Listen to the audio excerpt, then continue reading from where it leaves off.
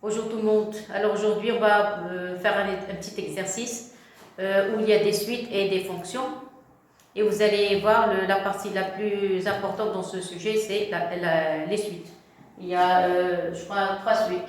Il y a la suite UN, la suite alpha N et la suite bêta N. Alors moi, je vais commencer. Vous avez grand A, étudier les variations de f. Alors ici, on a donné une fonction qui est très simple. Alors la première question, vous avez f de x. Le but ici, c'est pas la fonction, mais c'est la suite, 1 plus x. Alors, vous remarquez, ici, il ne faut pas trop insister sur la fonction, vous me donnez seulement l'allure, c'est-à-dire la monotonie, et c'est tout. C'est ça ce qui m'intéresse. Alors, le domaine, la fonction n'est pas définie en moins 1, donc vous allez avoir moins l'infini jusqu'à moins 1, union, moins 1 jusqu'à plus l'infini. Les détails, c'est à vous de les faire, s'il vous plaît. Alors, deuxième question. Voilà la fonction f. La deuxième question, vous avez limite quand x tend vers moins l'infini de f de x. Si vous avez ici moins l'infini, 1 sur moins l'infini c'est 0, de même plus l'infini. Vous allez avoir la même limite au voisinage de moins l'infini et plus l'infini. F de x, vous allez avoir que 1. Ça va. Pour la limite quand x tend vers moins 1. Alors s'il vous plaît, avant de commencer le calcul de limite au voisinage de moins 1, j'ai reçu des messages d'élèves qui demandent est-ce qu'on peut utiliser, quand on veut calculer limite, développement limité ou bien la règle de l'hôpital. Ah non, s'il vous plaît, vous n'avez pas le droit d'utiliser ces théorèmes. Vous avez le droit d'utiliser en général, les grands théorèmes, c'est théorème de valeur intermédiaire, théorème de s'accroissement fini et théorème de rôle. Les grands théorèmes, vous allez les utiliser pour déterminer une valeur qui a passé un certain intervalle, mais pour calcul de limite, selon les propriétés qu'on a vues dans le chapitre des limites. Mais quand vous voulez passer les concours à la fin de l'année, vous avez le droit d'utiliser ce que vous voulez. L'essentiel, c'est de trouver rapidement le résultat. Attention, si vous utilisez un théorème que vous n'avez pas au programme, on va vous donner un 0. Alors faites s'il vous plaît très attention. Pour dépasser ce problème de calcul de limite, il faut calculer plusieurs limites et il faut prendre des notes, c'est-à-dire les astuces comme on a dans tel cas, quelle est la méthode qu'il faut appliquer. Il faut travailler pour dépasser ce problème. Alors moi je continue. Alors, vous avez limite en moins 1. Par exemple, limite en moins 1. Une fonction qui est simple, il n'y a rien du tout ici. Mais qu'est-ce que je remarque? En remplaçant par moins 1, je remarque ici que je vais avoir 1 et je vais avoir 1 sur 0. Alors, voilà, astuce parmi d'autres. Si vous avez un nombre sur 0, on arrête la limite et on dresse le tableau de signes. Là, vous allez dresser le tableau de signes du dénominateur. Voilà, donc vous allez écrire seulement 1 plus x. Voilà, 1 plus x. Ça s'annule en moins 1. Ici, vous avez un signe négatif, le signe contraire de A. Ici, vous avez le signe positif. C'est-à-dire, si vous voulez moins 1 moins, par exemple moins 1 moins, regardez, vous avez un signe négatif. Dans ce cas, le résultat, ça va être moins l'infini. Ça y est. Et si vous voulez, c'est-à-dire d'une pierre deux coups, ce tableau vous donne deux limites à la fois. Donc, limite, quand x tend vers moins 1 positif de f de x, je vais mettre le plus après, c'est 1 plus 1 sur 0. Selon, je vous montre comment on calcule la limite. Par exemple, dans ce cas, c'est un cas qui est très simple. Si vous avez un signe plus, dans ce cas, vous allez avoir plus l'infini. Ça y est, donc j'ai terminé avec les limites. Maintenant, je vais passer au troisième point. Alors, troisième point, j'enlève ici, vous avez première partie. Attendez, première partie, c'était le domaine de définition. Deuxième partie, c'est calcul de limite. Voilà, deuxième partie. Et troisième partie, on va passer aux variations. On va calculer f' de x. Dérivée de 1, c'est 0. Et l'autre, c'est la fonction 1 sur u. Alors, c'est quoi la dérivée de 1 sur u? Je vais écrire ici. Si vous avez 1 sur u', sa dérivée, c'est moins u' sur u carré. Ça va être moins u' sur u au carré, formule. Dans ce cas, ça va vous donner, en tant que calcul, vous allez obtenir moins. Le 1, c'est 0, il va rester 1 plus x' sur 1 plus x au carré. Et voilà, ceci implique que 1' de x, vous allez avoir moins 1 sur 1 plus x au carré. Et voilà le résultat qui est inférieur strictement à 0. Pourquoi? Parce que vous avez un dénominateur positif, un numérateur négatif, donc la dérivée est négative, donc la fonction va être décroissante. Vous avez f' de x Ici, vous allez avoir f de x, ça va. Ici, vous allez avoir moins l'infini, plus l'infini. La fonction n'est pas définie en moins 1, vous avez deux barres. La dérivée, on a trouvé toujours elle est négative, ça y est, donc vous avez la fonction décroissante, décroissante. Maintenant, il reste à placer les limites. En moins l'infini plus l'infini, on a trouvé 1. Regardez la même limite au voisinage de moins l'infini et plus l'infini. Donc vous allez avoir ici un 1. Et voilà, ici aussi un 1. En 1 positif, on a trouvé plus l'infini. Et en 1 négatif, on a trouvé moins l'infini. Et voilà, le tableau est complet. Clair? Voilà, maintenant, qu'est-ce qu'on va faire? On va passer à la deuxième question. Ça y est, la deuxième question concerne les suites. Alors, deuxième question.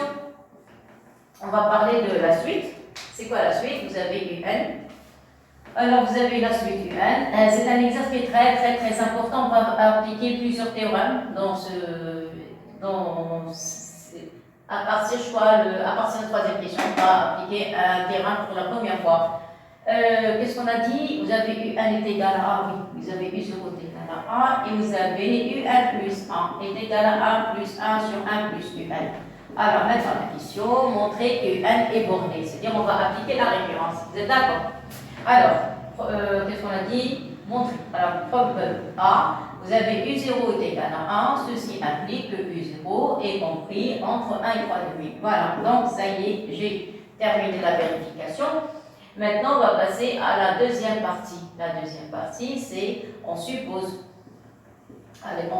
que vous allez voir que c'est simple, oui, mais à partir d'un certain rang, vous allez voir que la suite va devenir un petit peu difficile. Donc, qu'est-ce qu'on a dit? On suppose que UN est compris, qu'est-ce qu'on a dit? Entre 1 et 3 demi, voilà. Et on montre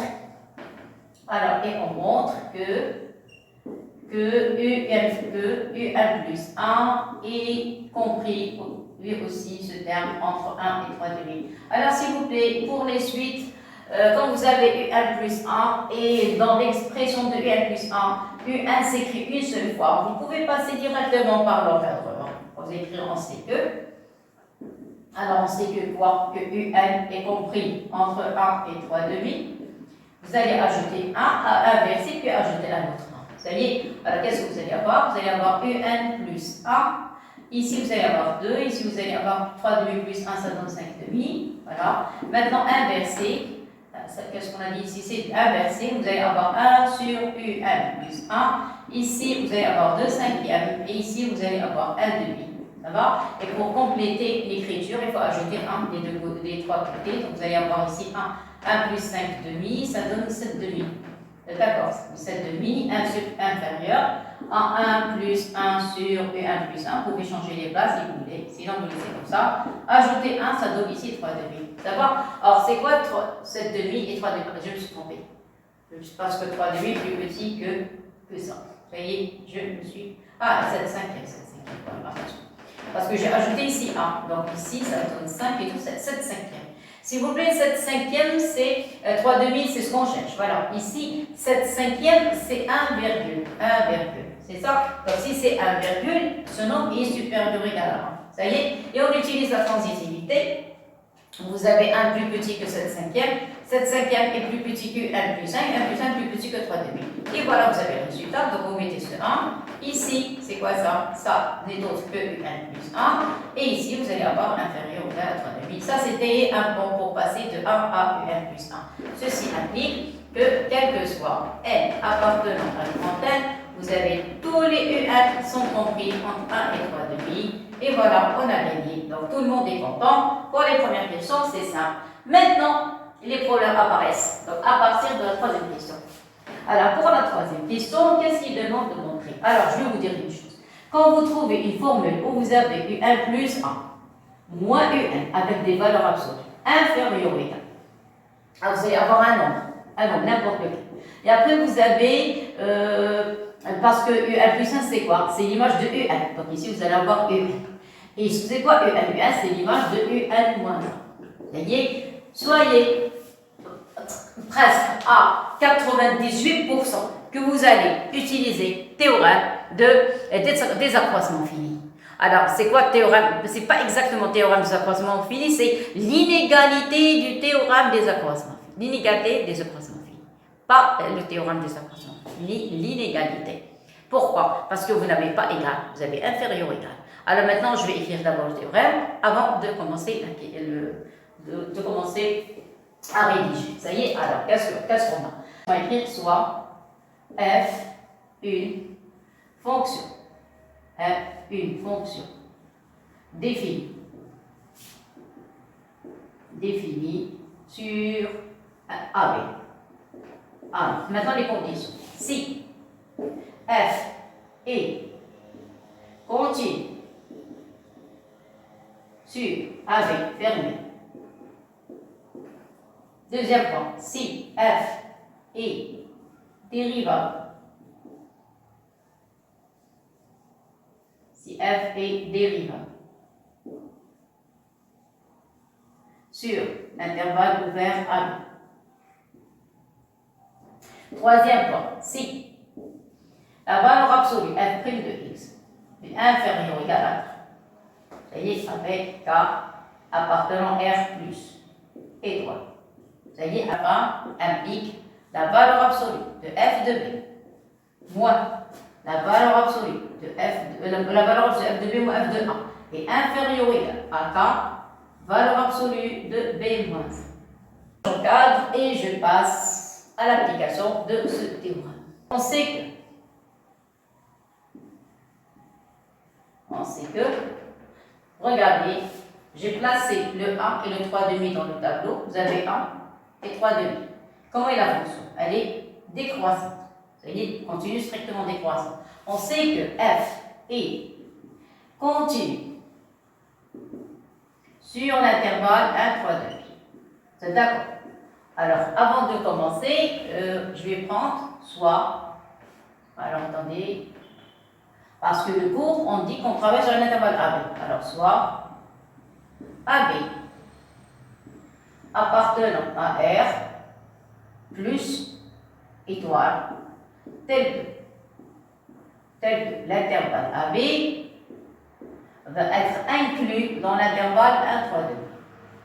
Alors, vous allez me dire pourquoi? Pour pouvoir appliquer ce théorème pour n'importe quelle valeur AB, telle que l'intervalle AB est inclus dans l'intervalle 1, 3, 2. Donc, on sait que f est continue sur l'intervalle 1, 3, 2.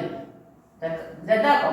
S'il vous plaît, les détails, c'est à vous de les faire. Vous allez les écrire, vous allez écrire que ça, c'est une fonction polynôme, l'inverse, c'est une fonction polynôme, somme de fonctions continues, donc c'est continu. Ça y est, f est continue sur 1, 3, demi, donc f est continue sur AB. Voilà, ça c'est pour l'intervalle AB. Vous avez f est dérivable sur l'intervalle 1, 3, 2. Pourquoi dérivable? Vous pouvez prendre l'intervalle ouvert, fermé, ici on n'a pas de problème. Pourquoi dérivable? Parce que la dérivée a un problème seulement en moins 1. Mais de moins l'infini moins 1 ou bien moins 1 plus infini, on n'a pas de problème. Donc f est dérivable sur 1, 3 demi, donc f est dérivable sur l'intervalle AB ouvert. On n'a pas de problème. Je répète toujours, l'intervalle AB est inclus dans l'intervalle 1, 3 demi. Claire, qu'est-ce qui reste maintenant? Il reste à prouver, voilà la première, la deuxième, maintenant il reste la troisième condition. Ça y est, on sait que quel que soit x, attendez, oui, appartenant à, oui, voilà la dérivée. Quel que soit x appartenant à l'intervalle, normalement au domaine, à d de f, voilà, on a f' de x est égal à moins 1 sur 1 plus x carré. Moins 1 sur 1 plus x au carré, 1 plus tout carré. Voilà, ça va? La dérivée. Mais nous, on ne veut pas de domaine. On veut seulement l'intervalle A. C'est tout ce qu'on veut. Ça y est? Voilà. Alors, qu'est-ce qu'on a? Je vais calculer la dérivée, la valeur absolue de la dérivée. Parce que le théorème a besoin de la valeur absolue. On va avoir 1 sur 1 plus x tout carré. Vous êtes d'accord? Voilà pour la valeur absolue. Maintenant, je vais passer l'application du théorème. Qu'est-ce qu'on a? On a quel que soit x. Nous, on travaille, le grand intervalle, c'est 1, 3 demi. L'intervalle AB, il est à l'intérieur. Donc, quel que soit x, appartenant à l'intervalle, j'ai pris tout l'intervalle, avec même des bornes fermées, pas de problème. Qu'est-ce que vous avez? Vous avez x, est compris entre 1 et 3,5. Donc si vous ajoutez 1, vous allez avoir de ce côté 2, et ici vous allez avoir 1 plus 3,5, ça donne 5,2. Maintenant, vous allez appliquer le carré. Donc, ceci applique, quel que soit x appartenant à cet intervalle. Le carré, ici, vous allez avoir un 4. Ici, vous allez avoir 1 plus x ou bien x plus 1, ça revient au même. 1 plus x au carré. Je suis passé au carré. Ici, vous allez avoir 25 sur 4. C'est d'accord. Maintenant, j'ai au dénominateur. Donc, je vais inverser. Donc, quel que soit x appartenant à cet intervalle, vous allez avoir 4 sur 25. Voilà. Inférieur ou égal à 1 sur 1 plus x au carré. Plutôt au carré. Inférieur ou égal à 1 quart. Voilà. Clair? Et vous remarquez que 4 sur 25 est plus petit que 1 quart. Or, ça c'est positif et ça c'est positif. Donc, je peux remplacer ça par la dérivée. Ceci implique que, quelle que soit, c'est la dernière ligne, appartenant à l'intervalle 1, 3,5, voilà. Qu'est-ce que j'ai? Alors, cette expression n'est autre que la valeur absolue de f et de x. Voilà, inférieur ou égal à 1 quart. Et ce 1 quart joue le rôle de quoi? Joue le rôle du quart. Vous allez écrire la fin. Donc, d'après, regardez ce que je vais écrire. L'inégalité du théorème des accroissements finis. Inégalité du théorème des accroissements finis. Si vous ne mettez pas le i, on va lire le théorème des accroissements finis. S'il y a le i, c'est inégalité. Clair? Alors, qu'est-ce qu'on va voir? Donc, d'après ce théorème, on a quoi? F de B moins F de A, valeur absolue, et inférieur ou égal à K, valeur absolue de B moins A. Tout simplement. Ça y est, parce que moi, je n'ai pas envie de travailler sur l'intervalle 1, 3,5. J'ai envie de prendre deux valeurs quelconques, mais seulement ces deux valeurs doivent appartenir à l'intervalle 1, 3,5. Or, voilà la réponse. Or, qu'est-ce qu'on sait? On sait que, voilà l'astuce, quel que soit n appartenant à grand N, vous avez tous les UN sont compris entre 1 et 3,5. Tous les UN. Ça y est? Alors, si tous les UN sont compris entre 1 et 3,5, c'est-à-dire UN joue le rôle de X. Vous êtes d'accord? 1, 3,5. Regardez. Donc, les UN vérifient toutes ces propriétés. Et par conséquent, c'est ça. Qu'est-ce que je vais faire? On pose. Alors, donc, on sait que quel que soit, ça y est. Donc, on pose. Alors, on pose quoi? On pose A est égal à, qu'est-ce qu'ils ont appelé? UN moins 1. A est égal à UN moins 1. Et B est égal à UN. Tous les UN, j'ai dit tous les UN, c'est-à-dire en particulier UN moins 1, UN plus 1. Ça va? Et voilà. Donc maintenant, je remplace dans l'expression. Donc on pose, voilà, A égale et B égale. Donc, vous remplacez dans cette expression, je vais mettre une petite flèche. Vous allez avoir F de quoi? De UN. Moins F de UN moins 1 et inférieur ou égal à K, valeur absolue de UN moins UN moins 1. Ça va? Très. Alors, il reste une petite chose à faire. Voilà. Attendez. Donc ici, vous allez remplacer le B. Qu'est-ce qu'on a B? On a dit que B, c'est UN. Moins A, c'est UN moins 1. Clair? Alors, il reste maintenant, qu'est-ce qu'il reste à faire avec K est égal à combien? On a dit est égal à 1 quart. Ici, c'est le cours dans le cas général. Et K est égal à 1 quart. Vous n'avez qu'à remplacer K par 1 quart. C'est ce que je vais faire ici. Ça va? Et maintenant, c'est la fin, c'est la conclusion. Ceci implique que remplacer. C'est quoi F de UN? F de UN n'est autre que UN plus 1, moins F de UN moins 1 est égal à UN. Remarquez, j'ai changé de couleur exprès. Comme ça, vous allez bien retenir le résultat. C'est quoi K? K, c'est 1 quart. Voilà. Et UN, il va rester le même. Lui et UN moins 1. Et voilà le résultat. Alors, qu'est-ce que vous avez appris dans cette partie? C'est quand vous avez une fonction, une suite qui est en relation avec une fonction, si on vous donne une valeur absolue de deux termes successifs, la différence entre deux termes successifs d'une suite, et regardez les termes, vous avez UN plus 1, c'est l'image de UN, et UN l'image de ça. Si vous avez un nombre ici, soyez sûr et certain, on va appliquer l'inégalité du théorème des accroissements finis. Clair? Et pour cela, il faut prendre la dérivée et prouver que f' de x est inférieur ou égal à 1 quart. Un K, c'est-à-dire un nombre K, est égal à quelque chose. Avec K positif, obligatoirement, vous devez avoir cette expression. Alors, si vous arrivez à montrer que f est continu sur un intervalle A, mais regardez, je n'ai pas pris 1, 3, 2, 8, parce que le théorème s'applique sur deux valeurs quelconques A et B. Clair? A et B, je les ai prises, toutes les deux valeurs, à l'intérieur de l'intervalle 1,5. Donc, j'ai parlé de continuité, j'ai parlé de dérivabilité, et j'ai parlé de la dérivée inférieure ou égale à un nombre K.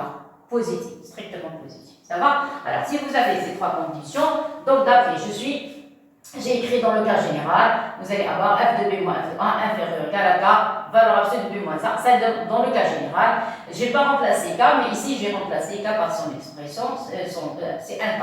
Clair?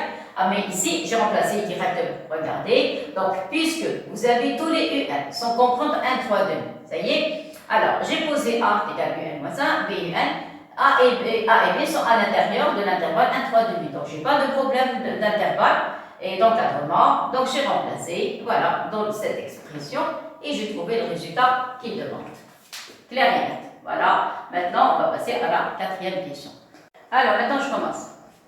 On a, je vais écrire mon doigt, on a f de x. F de x est égal à 1 plus 1 sur 1 plus x. Vous êtes d'accord? Les UN, on a UN, quel que soit n appartenant à une trentaine, ça y est, on a UN, y compris, appartient à l'intervalle 1, 3, 2, qui est inclus dans D2F. Donc j'ai le droit de remplacer UN. Donc vous allez avoir F, ceci implique que UN appartient au domaine. Donc vous allez avoir F de UN. Moi je parle dans le cas général, je n'ai pas encore commencé l'exercice. On vient à la question. C'est égal à 1 plus 1 sur 1 plus U. Ça va? Qu'est-ce que ça veut dire? Ça veut dire, c'est quoi ça? Ici, vous allez avoir U1 plus 1. Vous êtes d'accord? C'est égal à U1 plus 1. C'est ça? Donc, vous allez avoir F, regardez, 1, voilà, l'expression. Vous avez vu? Voilà, donc ceci implique que U1 plus 1 est égal à F de U1. Alors, vous allez me dire pourquoi ça? Parce qu'ils n'ont pas écrit dans les lancers. Ça y est, donc moi, j'ai montré que U1 plus 1 est égal à F de U1. Maintenant, je passe à la question, la quatrième question. Je commence le A, la question A. Ça y est? Alors, pour la question A, vous allez remplacer UN par alpha n, tout simplement. Ça y est? Alors, on pose, je commence, on pose. Alpha n est égal à 2. Maintenant, ça y est, je commence le raisonnement. 2n. Ça va? Donc, si vous voulez calculer, ceci implique que f de alpha n, à quoi est égal? Égal f de u de z. Vous êtes d'accord? Regardez. Ici, vous avez, regardez, l'indice ici, vous avez 1. Ici, vous avez 1. Qu'est-ce que ça veut dire? Ça veut dire le passage de f d'un terme de la suite, il faut ajouter ici 1. Ça y est? Donc, ici, vous avez 2n. Alors, si vous avez f de u de 2n, vous devez ajouter ici 1. Vous allez avoir u quoi? U de n plus 1. Alors, ici, vous allez avoir u de n. Regardez, ce que vous voulez, ce que vous avez ici, vous ajoutez ici 1. Vous avez ici 2n, donc ça va être 2n plus 1. Clair? Or, c'est quoi f de alpha n? F de alpha n, voilà f de x. Voilà, c'est ça. Donc, je remplace maintenant. C'est quoi f de alpha n? On remplace ici. Vous allez avoir 1 plus 1 sur 1 plus alpha n. Et voilà, est égal à u de n plus 1. Or, c'est quoi u de n plus 1? C'est bêta n. Et voilà. Ça fait, là, comme ici, vous allez avoir bêta n. Donc, conclusion, ceci implique que bêta n est égal à 1 plus 1 sur 1 plus alpha n. Ça va? Alors, qu'est-ce que j'ai envie de vous dire ici? Ici, ils n'ont pas parlé de la relation qui lie la suite avec la fonction. On est d'accord avec ça? Donc, premièrement, il faut écrire que U1 plus 1 égale f de UN, c'est ça. Dire d'abord que les UN appartiennent au domaine, tous les termes de la suite appartiennent au domaine. Et j'ai pu écrire UN plus 1 égale f de UN. Et après, j'ai posé alpha n égale à U de z. Donc, si vous avez ici un indice, ici, il faut ajouter 1. Donc, en ajoutant 1, j'ai trouvé U de z plus 1. Et par conséquent, bêta n est égal à 1 plus 1 sur 1 plus alpha n. Clair, on a terminé avec la question A. Maintenant, on va passer à la question B. Alors, pour la question B, qu'est-ce qu'il demande? Montrer que. Voilà. Alors, pour la question B, j'écris la question B en bleu, on peut montrer que alpha n est inférieur à bêta n. Et ceci, quel que soit n appartenant à grand n. Ça va? Alors, quand vous avez quel que soit n appartenant à grand n, on va montrer ça en utilisant la récurrence. Ça va? Alors, la récurrence, on va calculer alpha 0 et bêta 0. La première partie, c'est la vérification. Après, on va passer à la deuxième phase. Alors, je mets première étoile. À quoi est égal alpha 0? Alpha 0, c'est, regardez, remplacer n par 0. Par 0, ça donne U0. U0. U0 est égal à 1 gram. 1. U0 est égal à 1. Ça y est? Voilà. Maintenant, calculer bêta 0. Alors, donner à n 0. Attendez. Alors, pour le bêta, donner à n la 0. Donc, ici, vous allez avoir U, remplacer n par 0, il va rester U1. Clair, c'est quoi U1? C'est f de U0. Et voilà. Ça y est, en appliquant cette relation. Ça va? Si vous voulez ajouter une ligne, attendez, je vais rectifier, une petite rectification. Attendez. Alors, qu'est-ce qu'on a montré ici? Ajoutez seulement une petite ligne. Donc, qu'est-ce que vous avez? Vous avez UN plus 1 est égal, qu'est-ce qu'on a dit? Est égal à f de UN, ça va? Et est égal, écrivez correctement, parce que nous, on a l'habitude de commencer par UN plus 1 et remplacer UN par 1 plus 1 sur 1 plus 1. Écris ça au milieu. Alors, une petite rectification. Allez, commencez s'il vous plaît par UN plus 1. Est égal, qu'est-ce qu'on a trouvé? Est égal à f de un. Voilà, est égal à 1 plus 1 sur 1 plus 1. Vous voyez? Comme ça va apparaître toujours. Voilà, il ne faut pas écrire ça en désordre. Clair? Alors voilà, maintenant vous avez f de u0, remplacez n par 0, vous allez avoir 1 plus 1 sur 1 plus 1. Vous avez vu, c'est très simple. Donc qu'est-ce que ça donne en remplaçant? Ça donne 1 plus, regardez, 1 plus 1 sur 1 plus u0. 1 plus 1 plus u0. Et voilà, clair? Ceci implique à quoi est égal b0. Vous allez avoir 1, on a dit u0 c'est 1, vous allez 1 plus 1 demi. 1 plus 1 demi, ça donne 3 demi. Voilà, ceci implique que alpha 0 est plus petite que b0. Et voilà, clair? Ça, c'est pour la vérification. Maintenant, on suppose. Alors, on suppose que alpha n est inférieur ou égal à bêta n. Et on montre. On montre que alpha n plus 1 est inférieur ou égal à bêta n plus 1. Et oui. Ça y est? Alors, s'il vous plaît, j'ai envie de vous dire une chose. Quand vous avez deux suites, écoutez bien, quand vous avez deux suites, vous avez d'abord une suite de base. La suite de base, c'est UN. Si vous avez deux autres suites, par exemple, si vous avez alpha n et bêta n, une suite où elle a que des U avec des indices pairs, et l'autre suite, elle a les mêmes U, les termes de la même suite, mais seulement avec des termes impairs, des indices impairs. Dans ce cas, quand vous voulez parler de le passage d'un terme d'une suite, par exemple le passage de alpha n plus 1, ou bien le passage de bêta n à bêta n plus 1, vous devez appliquer f rond f. Deux passages. Parce que pour passer, écoutez bien, pour passer, j'ai déjà fait ça dans un exercice, je crois, je ne sais pas c'était quoi le numéro de la vidéo, mais vous allez trouver en appliquant la composée de deux applications. Je répète. Parce que les alphas ont que des indices pairs. C'est-à-dire le fait de passer, par exemple, d'un indice pair à un autre indice pair, vous êtes obligé de passer par un indice impair et après on passe à l'indice pair. C'est-à-dire on fait deux passages. Le premier passage de pair à impair, deuxième passage de impair à pair. Donc vous avez le premier passage chez l'application F, deuxième passage chez l'application F. Ça veut dire on va appliquer F en F. Bien, voilà. Seulement il y a une chose. La dernière fois, je n'avais pas envie d'appliquer ce théorème que vous avez vu l'année dernière en première, mais je vais l'appliquer dans cet exercice. Écoutez bien. Quand vous avez, j'ai dit ça la dernière fois, quand vous avez deux applications, bien deux fonctions, une croissante et l'autre décroissante, avec les conditions, si vous vous rappelez, de giron f, f de i est inclus dans j. Vous vous rappelez de ça? Ce sont des conditions de l'existence du giron f.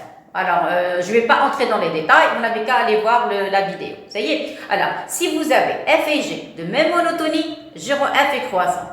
Si vous avez f ou g, une croissante et l'autre décroissante, donc vous allez avoir f en g ou bien gérons f va être décroissante. Ça y est, alors regardez. Ici, on va appliquer f en f. C'est-à-dire, ça ne m'intéresse pas la nature de f. Est-ce qu'elle est croissante ou bien est-ce qu'elle est décroissante? Pourquoi? Parce que le fait d'utiliser f en f, c'est-à-dire l'application de la fonction f avec encore une deuxième fois la fonction f, si f est décroissante et f décroissante, donc f en f est croissante. Si f est croissante, f en f est croissante. Donc ici, ça ne m'intéresse pas. Je vais écrire directement, on a f en f est une fonction qui est croissante et je peux passer directement. Ça va? Alors, je passe. Alors, qu'est-ce qu'on a?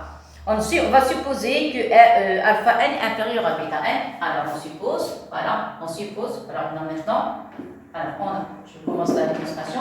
Alpha n est inférieur ou égal à bêta n. C'est d'accord. Or, comment est f rond n est croissante? Parce que ici, chez rond n, vous avez la même fonction. Donc, s'il s'agit de la même fonction, et tout à l'heure, on a vu que la fonction f était décroissante et l'autre décroissante, donc f rond f est croissante.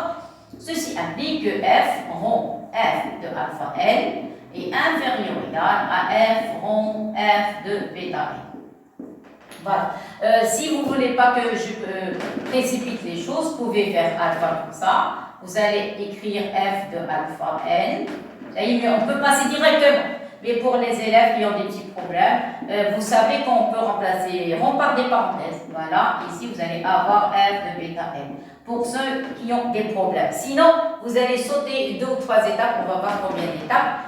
Alors ici, vous allez avoir f. C'est quoi f de alpha n? C'est f alpha n, c'est f de n. Donc ici, vous allez avoir f de 2n. Voilà. Pour alpha n. Et ici, vous allez avoir f de f. J'explique. Pour ceux qui veulent sauter ces étapes, vous pouvez les faire. Qu'est-ce qu'on a dit ici? F en f. Ici, vous allez avoir U2n plus 1. Vous êtes d'accord? Alors, regarde. Tout à l'heure, j'ai insisté sur cette écriture. Regardez, si vous avez ici un indice, ici, vous ajoutez 1. 1 plus 1. C'est pour ça que je l'ai écrit avec un certain ordre. Ah. C'est très très important. Alors regardez, l'indice que vous avez ici, vous ajoutez 1. Alors ici, moi j'ai combien? J'ai 2n. J'ai 2n. Ça y est, alors on va ajouter 1. Ne touchez pas cette application. Ça y est, laissez tranquille. Mettez les parenthèses. À quoi est égal f de u2n? Ça donne u2n plus 1. Ici, vous allez ajouter 1. 2n plus 1. Clair? La même chose de l'autre côté. Inférieur égal f des parenthèses. Combien vous avez ici? Ici, vous avez 2n plus 1. Donc ici, vous allez avoir 2n plus 1, ajouter 1, ça devient u 2n plus 2. Voilà, donc ici, vous allez avoir u, et l'indice, ça va être 2n plus 2. Alors, 2n plus 2. Vous êtes d'accord avec ça? Ça, c'est le clair? Mais attention, f à u 2n plus 1, qu'est-ce que ça donne? Ça donne u, mais avec 2n plus 2. Vous êtes d'accord? Donc, 2n plus 2. Clair? Et ici, vous allez avoir 2n plus 3, inférieur ou égal U2n plus 3. Ah voilà. Alors 2n plus 2, 2n plus 3, c'est mal écrit. Alors 2n, ajouter 1, ça donne plus 3. Ça y est, c'est mal écrit. Pourquoi? Vous allez voir. Je répète toutes ces étapes. Toutes ces étapes, vous pouvez les éviter. Presque. Vous pouvez les éviter. Sinon, si vous voulez les écrire, c'est votre choix. Ça y est? Alors, conclusion. Or, à quoi est égal alpha n? Qu'est-ce qu'on a dit? À quoi est égal alpha n? Alpha n est égal à U2n. Vous êtes d'accord? Ceci implique que alpha n plus 1, regardez, l'indice que vous avez ici, vous le multipliez par 2. Donc si vous avez n plus 1, qu'est-ce que vous allez avoir? Vous allez avoir U2 et multiplié par 2, ça donne n plus 1. Vous voyez? Voilà, n plus 1. Si vous développez, ça donne U2n plus 2 égal à U2n plus 2. C'est ce qu'on a trouvé ici. Vous avez vu? Voilà, c'est égal à 2n plus 2. Ça y est, donc ça c'est alpha n plus 1. Et voilà. Vous voyez? La même chose pour bêta n. Alors pour bêta n, c'est égal à U2n plus 1. Donc vous allez avoir 2 ici et plus 1. Voilà, donc j'écris. Si vous avez n, vous allez avoir 2n plus 1. Clair? Maintenant, passez à bêta n plus 1. Donc il faut mettre égale U2. Voilà, attendez. Donc, qu'est-ce qu'on a ici? On a dit n plus 1 ici. C'est d'accord? Donc, l'indice que vous avez ici, vous le multipliez par 2. Vous allez avoir n plus 1 et ajouter le 1 qui est en bleu. Et voilà, clair, calculé, ça donne combien? Ça donne 2. C'est d'accord? Alors, vous avez 2n plus 3. Vous êtes d'accord? Si vous développez, ça donne 2n. Je vais écrire en rouge. Ça donne 2n plus 3. Et voilà, c'est ce que j'ai trouvé à la dernière. Regardez, ça y est, vous avez eu 2n plus 3 et 2n plus 3. Clair? Donc, ceci implique. Donc, qu'est-ce qu'on a? C'est quoi ça? C'est alpha n plus 1 est inférieur ou égal à bêta n plus 1. D'où le résultat. Clair? Ceci implique que quel que soit n appartenant à grand N, vous allez avoir des alpha n tous ces termes sont inférieurs ou égal à bêta n. Et voilà le résultat. Il ne faut pas l'encadrer jusqu'à la fin. Alors, quel que soit n appartenant à n, vous allez avoir alpha n inférieur ou égal à bêta n, quel que soit n appartenant à n. Ou bien, voilà, qu'est-ce qu'on a? On a alpha n inférieur ou égal à bêta n. Vous êtes d'accord? Vous avez f rond n. Comment est cette fonction? Croissance plus implique, vous appliquez f rond f de alpha n est inférieur ou égal à f rond f de bêta n. C'est ça? Vous n'avez qu'à remplacer alpha n et bêta n. Voilà, qu'est-ce que ça donne? Ça donne ici f rond f de i de n. C'est ça, inférieur ou égal à f rond f de u de n plus 1. Et puisque vous appliquez f rond f, vous pouvez passer directement au résultat. Voilà, qu'est-ce que vous allez avoir ici? U de n. Le premier passage, on ajoute 1. Au deuxième passage, on ajoute un autre. Donc ça donne 2n plus 2. Ça y est, même chose ici. Premier passage, au début, on a 2n plus 1. Au premier passage de f, on va avoir 2n plus 1 plus 1, c'est-à-dire 2n plus 2. Et au deuxième passage de la fonction, vous allez avoir 2n plus 3. 2n plus 3, on va passer directement. Regardez, de 2n, regardez, de 2n, deux passages, on ajoute 2. 2n plus 1, deuxième passage, vous allez avoir plus 3. Et voilà, ici vous avez plus 1. Vous avez vu, 2n plus 1. Et voilà. Alors, pour ceux qui veulent passer directement de ça, alors, en appliquant directement, ça y est, donc conclusion, quel que soit n appartient, non, la classification à trouver, on va trouver que alpha n plus 1 est inférieur à n. Maintenant, s'il vous plaît, on va passer à la monotonie de alpha n, bêta n. Je vais faire une seule démonstration et la deuxième, ça va être la même chose. C'est-à-dire que je vais déterminer, je vais montrer que alpha n est croissante et pour bêta n, c'est à vous de la faire. D'accord? C'est le même principe. Voilà. Alors, je vais écrire pour alpha n, la suite alpha n. Ça y est? Voilà. À quoi est égal alpha 0? Je vais faire ça par récurrence parce qu'ils ont démontré que alpha n est croissante. Donc, je connais la monotonie de alpha n. En plus, alpha n a des indices pairs et celle-ci des indices impairs. Donc, on va voir comment on va traiter cette question. Alors, pour alpha 0, c'est U0. On a déjà calculé tout à l'heure, c'était 1. Clair? Bon. Pour avoir alpha 1, c'est quoi alpha 1? Alpha 1, c'est U2. C'est U2. Parce que, regardez, voilà l'expression de alpha. Voilà, si vous donnez à n1, vous allez avoir U2. Mais il manque ici le U1. C'est quoi U2? U2, c'est f de U1. Si vous vous rappelez tout à l'heure, et c'était quoi U1? U1, c'était f de bêta 0. U1, c'est bêta 0. Car, ici, car bêta 0 est égal, on l'a déjà calculé tout à l'heure, je crois qu'on avait trouvé 3 demi. Voilà, parce que moi j'ai passé le tableau. Vous voyez, alors, essayez de voir, je crois que c'est ça. Vous l'avez trouvé que bêta 0 est égal à U1 est égal à 3 demi. On est obligé dans ce cas de calculer f de 3 demi. Ça y est, alors je commence. Ceci implique que alpha 1 est égal à f de 3 demi. Voilà, parce que U2 c'est f de U1, U1 c'est bêta 0. Bêta 0, tout à l'heure on avait trouvé 3 demi. Ben, je crois que c'est ça.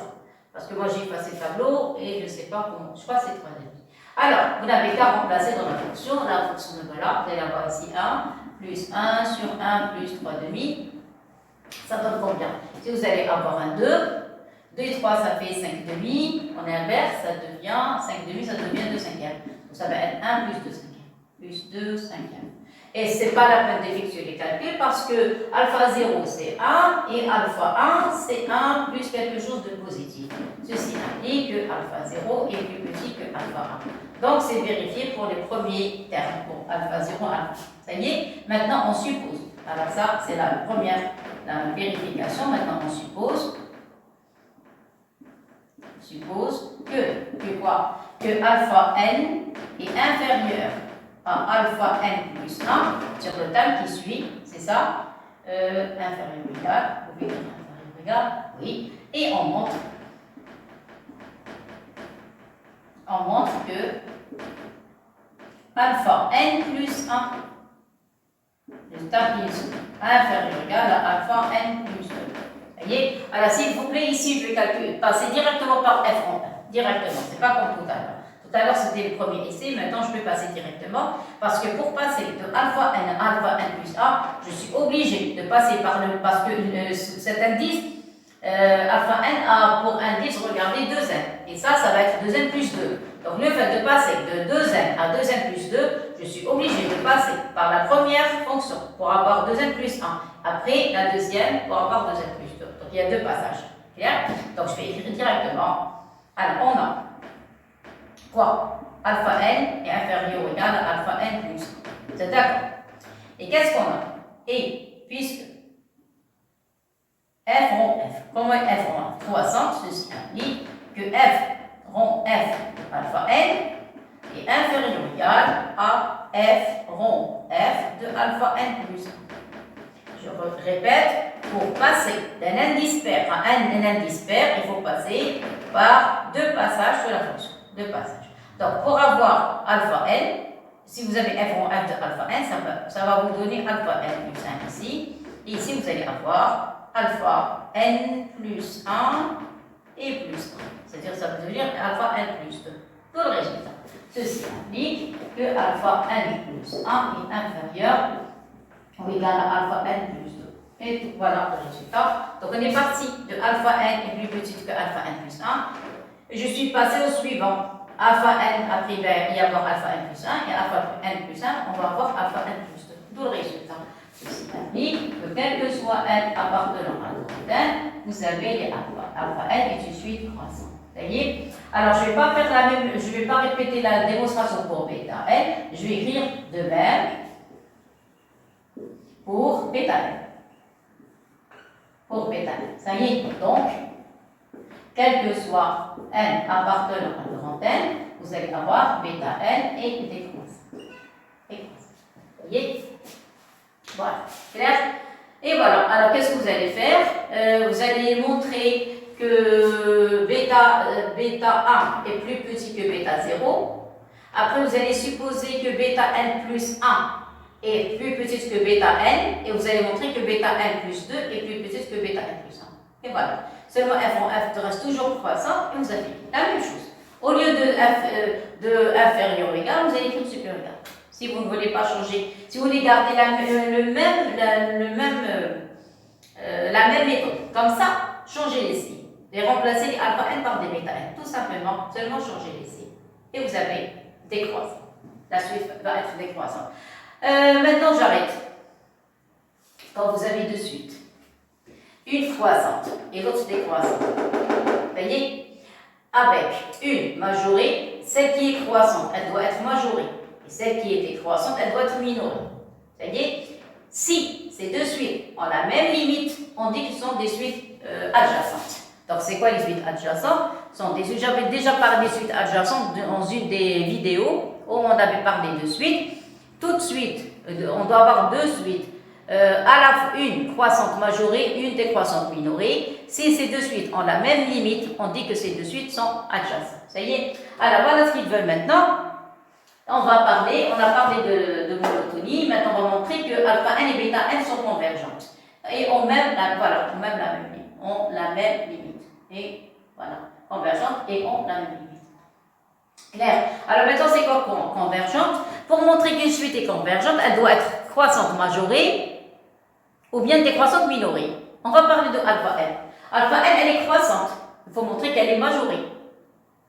Et pour bêta n, elle est décroissante, on doit montrer qu'elle est minorée. Clair? Voilà, je vais passer. Alors, qu'est-ce qu'on sait? C'est c'est la question D. Choisissez ça? Oui. Question D maintenant. Ça y est? Alors, pour alpha n, qu'est-ce qu'on a? Alpha n, alpha n, alpha n, on a une suite qui est majorée. Vous êtes d'accord? On commence par avec la même chose. Alors, on a alpha n et une suite croissante. Vous êtes d'accord? Qu'est-ce qu'il manque? Il manque montrer qu'elle est majorée. Vous êtes d'accord? Or, quel que soit n appartenant à grand n, les alpha n, ce sont des termes de la suite. Vous avez alpha n est comprise entre 1 et 3 demi. D'après la première question, regardez la première question. Et ceci, c'est quel que soit n, en particulier pour alpha n, bêta n. Tous les termes de U sont compris entre 1 et 3 demi. Ça y est? Donc, alpha n, elle est croissante, elle est majorée par 3 demi. Suite croissante, majorée. Enfin, majorée par 3 demi. Donc, alpha n est convergente. Voilà, ça va? Ça pour alpha. Pour alpha. Voilà, ça y est? Maintenant, pour bêta n. Pour bêta n, on a bêta n et une suite, comme elle est décroissante. Décroissante et minorée. Qu'est-ce qu'on a dit croissante? Croissante et une suite croissante et majorée. Et majorée par 3 demi, donc elle est convergente. Vous avez bien une suite décroissante et minorée. Minorée par 1. Pourquoi? Parce que les alpha n sont des termes de la suite un. Et tous les termes de la suite un sont compris entre 1 et 3 demi. Ça y est? Et minoré par 1. Ça y est, parce que vous allez avoir bêta n, voilà, entre 1 et 3 demi. Ça y est, d'après la question. La question précédente. Ça y est, donc, bêta n est une suite convergente. Ça va? Donc, soit pour alpha n, ça y est, soit pour alpha n, soit pour bêta n, les deux suites, leurs termes sont des termes de la suite un. Et tous les termes de la suite un sont compris entre 1 et 3 demi. Tous les termes. Ça y est, voilà, on a terminé avec la convergence. Maintenant, qu'est-ce qu'il veut? Et on a même limite. Alors, s'il vous plaît, pour montrer que deux suites ont la même limite, il suffit seulement de calculer la différence. Donc ici, c'est le premier cas, alpha n, bêta n, ça y est. Alors maintenant, limite de U1. Voilà, limite. S'il vous plaît, ils n'ont pas demandé de déterminer la limite. Ils ont seulement montré qu'ils ont la même limite. Attention, faites attention à la question. Ça y est, donc ici, je vais mettre un point. Ici, on a parlé de quoi pour la question D? On a parlé seulement de convergence. Alors, pour la question D, ici, on a parlé que de la convergence. Maintenant, on va montrer que les deux suites ont la même limite. Clair? Alors, pour montrer que les deux suites ont la même limite, qu'est-ce qu'on va montrer? On va montrer, parce que toujours il faut savoir qu'est-ce qu'on va montrer. Alors, on va montrer, on montre que limite de alpha n est égale à la limite de bêta n. Vous êtes d'accord? Si vous voulez un temps plus simple, vous l'ajoutez, sinon c'est pas la peine. Je vous dis, ça y est. Donc limite, on veut montrer ça. C'est-à-dire, il faut montrer que limite, quand un temps va plus l'infini, de quoi? De alpha n moins bêta n, vous devez trouver l'égal à 0. Vous êtes d'accord? Pour montrer que de suite ont la même limite, il suffit seulement de calculer la différence, c'est ça, passer aux limites et passer à la limite et vous devez avoir 0. Voyez? Mais attention, nous on ne veut pas de la valeur de la limite. On veut seulement montrer que les deux suites ont la même limite. C'est tout. Clair? Très bien. Alors maintenant, d'après la question, celle-ci, d'après la question 3, regardez. D'après la question 3, je vais l'appliquer pour les suites bêta n et alpha n. Ça y est, alors c'est ce que je vais faire. Alors, vous avez la suite bêta n, attendez, donc je vais tracer le trait en noir, en bleu, ça va. Donc, voilà, ça y est, alors regardez, d'après la question 3, alors d'après, c'est quelle question celle-ci? C'est ça y est, voilà, d'après la question 3. D'après 3, qu'est-ce qu'on avait? On avait un plus 1, j'ai la relation. On avait valeur absolue de un plus 1 moins un. C'était inférieur à 1. Ici, vous allez avoir un moins un. Voilà, d'après cette question. Ça y est, alors d'après la question 3, ça y est, on va remplacer. On va partir de la valeur absolue de bêta n. Je vais remplacer n par des termes, par des indices. Ça y est, alors vous allez prendre n est égal à 1, n est égal à 2, et vous allez partir jusqu'à 2n. 2n, voilà, jusqu'à 2n moins 1, et après à 2n. 2n plus 1, 2n, voilà, jusqu'à 2n. C'est ça? Alors on commence. Ici, vous avez n plus 1. Ici, vous avez n. Ici, vous avez n. Ici, vous avez n. Et voilà. Clair? Alors, je commence. Pour remplacer, vous allez avoir, remplacé par 1, vous allez avoir U2 moins U1 inférieur 1 quart facteur de U1 moins U0. Je passe n égale à 2. Vous allez avoir U3 moins U2 inférieur ou égal à 1 quart. Ici, vous allez avoir U2 moins U1. Ça y est, remarquez les simplifications. Ça y est. Alors, je ne vais pas écrire toutes les. Je vous ai donné seulement le principe. Ici, donner, remplacer par 2n moins 1. Qu'est-ce que vous allez obtenir ici? Alors, 2n moins 1 plus 1, ça reste U2n.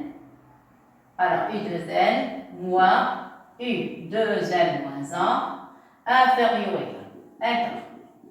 Alors, vous devez avoir n.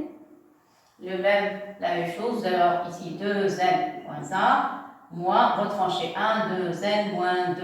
Vous avez dit, je remplace. Maintenant, la dernière, remplacée par 2n, vous allez avoir u 2n plus 1, moins u 2n, inférieur ou égal à 1 quart. Valeur absolue, ici vous allez avoir 2n moins u 2n moins 1. Et voilà, ça y est. Alors, en effectuant le produit, mon grand nombre, je n'ai pas assez de place. Je vais mettre une accolade. Ça y est. Normalement, vous pouvez la mettre de l'autre côté. Ça y est, vous pouvez. Cette accolade, normalement, vous devez la mettre de l'autre côté. Ça y est. Alors, je vais la mettre de l'autre côté et mettez un produit. Ça y est. Et normalement, on doit écrire en effectuant le produit. Je vais écrire ici en effectuant. Mais je suis pas assez de place. Le produit. Membre à membre.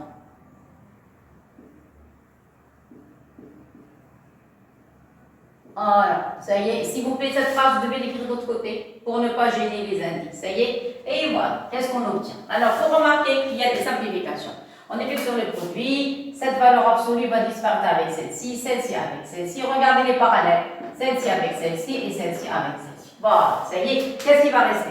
Là, c'est la fin. Il va rester la dernière ligne. La dernière ligne, il va rester U2n plus 1. Or, c'est quoi ça? Ça, c'est bêta n. Et c'est quoi ça? Ça, c'est alpha n.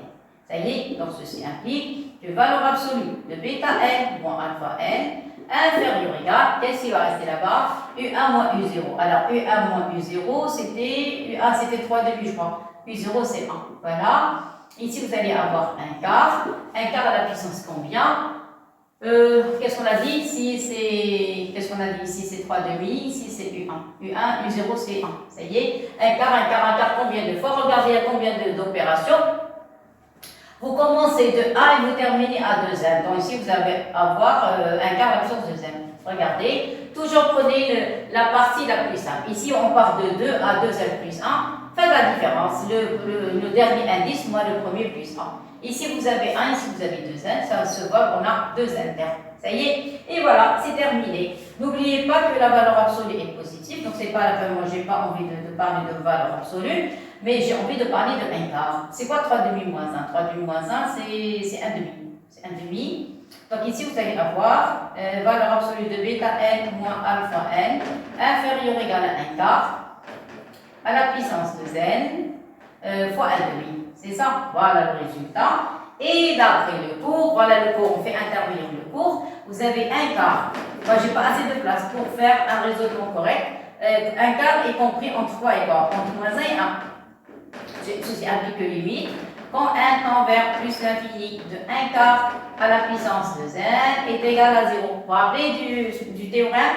Donc vous allez avoir, je vais écrire sous alors 1 quart, ceci implique que limite, quand n tend vers plus l'infini de 1 quart à la puissance de n est égal à 0. Et maintenant, j'applique le théorème. Je n'ai pas assez de place, s'il vous plaît, je vais écrire ici en bas. Le théorème, qu'est-ce qu'il dit? Si vous avez une valeur absolue d'une suite et plus petite d'une suite, et si cette suite, la plus grande, tend vers 0, donc automatiquement, la plus petite va tendre vers 0, ceci implique, voilà, que limite, quand n tend vers plus l'infini de valeur absolue de bêta n moins alpha n est égal à 0, et par conséquent, limite, quand n tend vers plus l'infini de bêta n moins alpha n est égal à 0, et par conséquent, limite de un est égale à limite de v. Alors, il vaut mieux que je commence à partir d'ici, comme ça, je vais écrire toute la phrase. Ça y est, s'il vous plaît, je n'ai pas assez de place, et vous essayez de rédiger correctement. Ça y est, donc qu'est-ce qu'on a dit? Donc, vous allez avoir limite, quand 1 tend vers plus l'infini, c'est un théorème de convergence. Alors, parmi les critères de convergence. Voilà. Alors, quoi est égal? 0 implique, s'il vous plaît, je n'ai pas assez de place, normalement, je vais écrire une étape après l'autre, donc 1 tend vers plus infini. Si vous ne voulez pas écrire 1 plus infini, 1 tend vers plus infini, n'écrivez pas. Il va rester bn moins alpha n est égal à 0. Et par conséquent, vous allez avoir limite, quand 1 tend vers plus infini de bêta n est égal à limite, quand n tend vers plus l'infini de alpha n. Et voilà, on a prouvé que les deux suites ont la même limite. Ça y est. Donc, qu'est-ce qu'on a dit? Les deux suites, une croissante majorée, l'autre décroissante minorée, convergent vers la même limite. Donc, ces deux suites sont des suites adjacentes. Ça y est. Alors, voilà, je vais tourner un petit peu le tableau. Ça va comme ça. Voilà. Ça y est. Voilà. S'il vous plaît, la phrase que j'ai écrite de ce côté, normalement, on l'écrit de l'autre côté. Ça y est. Et voilà. Sinon vous ne montrez pas récurrence, mais moi, je vous ai donné une méthode très très rapide. Maintenant, il reste la fin. La fin, il faut prouver que quoi? Qu'est-ce qu'il reste? En déduire la limite de n. Non, il reste encore deux questions. Deux questions. La cinquième question, on va trouver A et B. Voilà. Alors maintenant, on va passer à la dernière question. Alors maintenant, on va passer à la fin. Alors, qu'est-ce qu'on a dit pour la suite alpha n? Elle est croissante. Elle est croissante majorée. La suite bn décroissante minorée. De plus, vous avez limite de alpha n égale à alpha limite de bêta n, et par conséquent, on dit que les deux suites alpha n et bêta n sont adjacentes. Ça y est, là je vais écrire ça, c'est un théorème. Alors qu'est-ce qu'on a? Alors on a trouvé, on a alors, voilà, les conclusions. Qu'est-ce qu'on a dit? On a alpha n est une suite croissante majorée,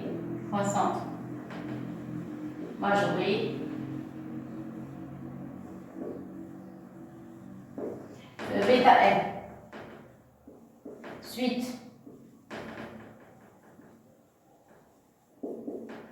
est une suite décroissante minorée.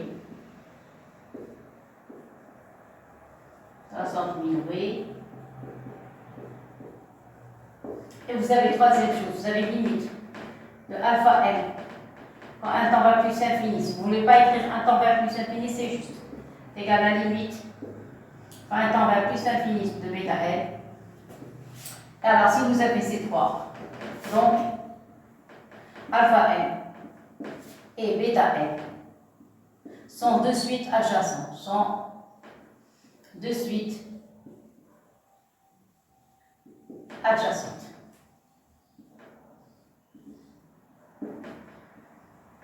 Et voilà, ça y est, voilà, ça y est. Alors ça c'est une propriété des suites. Maintenant on va passer à la cinquième question. À la cinquième question, il y a deux parties, la partie A et la partie B. Donc cinquième question.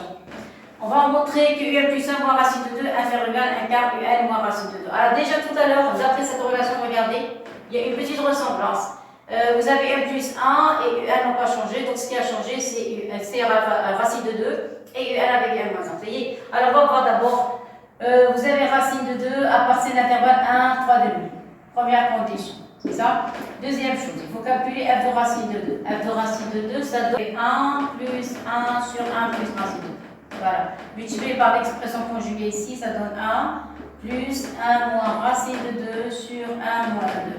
Ça donne 1. Et si vous allez avoir moins 1, faites monter le moins 1 au numérateur, vous allez avoir moins 1 plus racine de 2. Et voilà. Donc vous avez, ceci implique que f de racine de 2 est égal à racine de 2. Ça va? Et maintenant, on va remplacer dans l'expression cette troisième question. Vous voyez? Donc vous avez troisième question implique. Troisième question, vous remplacez ici, vous allez avoir un plus 1, c'est ça, moins racine de moins f de racine de 2. Alors f de un plus 1 moins racine de 2, racine de 2, c'est ça, est égal, alors où on va la remplacer, c'est-à-dire on va la remplacer ici.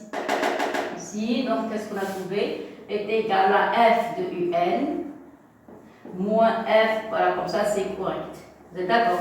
D'après la relation, celle-ci, tout à l'heure, l'inégalité du théorème des accroissements finis, on a trouvé un quart, un moins racine de 2. Et voilà, ça va. Donc, conclusion, on a trouvé que un plus 1 moins racine de 2, voilà, est inférieur ou égal à 1 quart, un moins racine de 2. Et voilà le résultat. Clair et net. Bon, maintenant on passe à la fin. Ça y est, c'est fini. La dernière question, c'est en déduire la limite. Alors, vous avez le choix, on va faire la récurrence. Alors, par démonstration par récurrence. Par récurrence. On montre que un moins racine de 2 est inférieur ou égal à 1 quart à la puissance n. Ici, vous allez avoir vous savez, ça donne 1 moins racine de 2. Voilà, un par 0, oui, jusqu'à 0. Alors, jusqu'à 0, donc ça va être un moins 1. Oui, un égale un. Voilà, donc il va y avoir une opération, ça y est. Ou bien, vous allez, alors, ou bien, regardez, vous avez deux méthodes. La première méthode, récurrence, démonstration par récurrence. Première méthode, ça y est, ou bien, deuxième méthode. Voilà, méthode, vous allez faire comme tout à l'heure, dans cette formule, celle-ci, vous allez avoir U1 moins racine de 2, inférieur ou égal à 1 quart, U0 moins racine de 2, de même U2 moins racine de 2, inférieur ou égal à 1 quart, vous allez avoir ici U1 moins racine de 2, comme d'habitude, c'est ça, et jusqu'à la dernière ligne, vous allez avoir UN moins racine de 2, inférieur ou égal à 1 quart, UN moins 1 moins racine de 2. Ça va? Et vous n'avez qu'à effectuer le produit membre avant, parce que si vous allez avoir des puissances, alors en effectuant le produit membre à membre,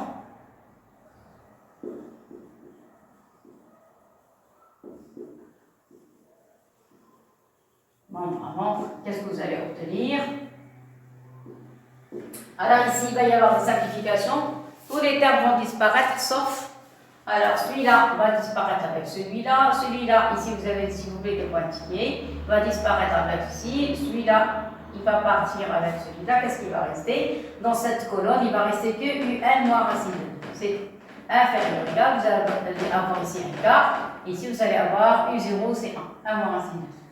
Alors 1 moins racine de 2. C'est ça. Et la puissance, vous remarquez que vous avez n opérations. Regardez de U1 jusqu'à UN, donc ça va, vous avez à la puissance n, voilà la forme. Vous avez vu? Voilà, et maintenant c'est terminé. Comme tout à l'heure, qu'est-ce qu'on a? On a un quart. Un quart est compris entre moins 1 et 1. Ceci implique que limite, quand un tout nombre comprend entre moins 1 et 1, la limite en plus l'infini de 1 quart à la puissance n est égal à 0, ça va? Et après, donc ce terme va tendre vers 0, c'est ça. Vous avez celui-là est inférieur, vous voyez, donc il vaut mieux l'écrire.